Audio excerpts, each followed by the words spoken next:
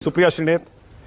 सुप्रिया, विष्णु जैन का साफ साफ कहना है जो कांग्रेस का कानून है 1991 का संसद द्वारा बनाया गया, वो संभल में भी लागू नहीं होता और वो सर्वे करने से नहीं रोकता। आपकी दलील क्या है Supriya?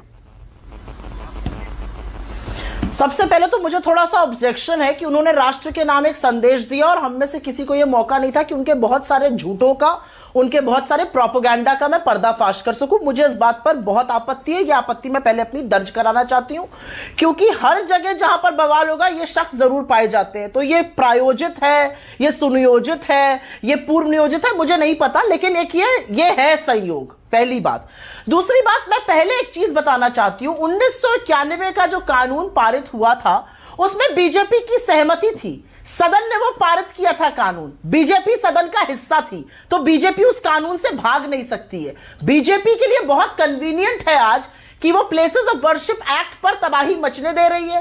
Places of worship act पर लोग चैलेंज कर रहे हैं, उसके नाम पर खूब एक्सप्लॉयटेशन हो रहा है, वो होने दे रही है। बीजेपी के लिए बड़ा कन्वीनियंट है और सरकार में बैठ के हम उधर मुंह करके आंखों पे पट्टी बांध लेंगे। आप आंखों पे पट्टी नहीं बांध सकते, क्योंकि आपकी सहमति से वो कानून बना था और आज आप सरकार में हैं। मैं दो बातें जरूर कहना चाहती हूं और यह बात कहनी जरूरी है।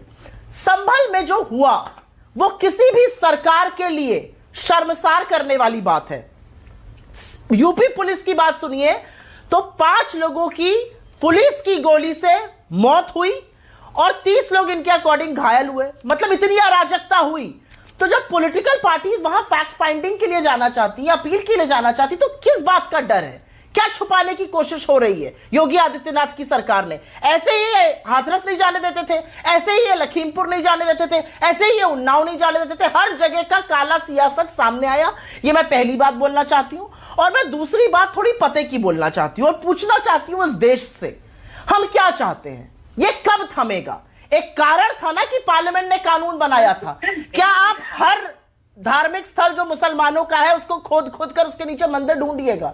अरे हमारे जो भगवान है, हमारे जो इष्ट है, उनके तमाम देवी भूमि पे स्थल हैं, उनकी तमाम तीर्थ है, तमाम पूजा पाठ की जगह है, वहां तो जाइए पहले। आधे भाजपाइयों से और आधे अराजकता वालों से अगर पूछ लीजिए कि हिंदू धर्म में कितनी शक्तिपीठ है, कितनी भारत में, कितनी और कहां है, मैं दावे के साथ कह सकती हूं, मैं चैलेंज के साथ कह रही हूं। बीजेपी की प्रवक्ता यहां पर है, ये बता दे कितनी शक्तिपीठ कहां पर है, कितनी टोटल है, कितनी हिंदुस्तान में, कितनी बाहर है और कहां है, और कितने ज्योतिर्लिंग हैं। 2 बातों का जवाब दे दे, नहीं दे पाएंगे बीजेपी वाले। तो दिक्कत की बात यह है कि यह इनकी राजनीति को सूट करता है, हर वक्त राजनीतिक उबाल बनाए रखना।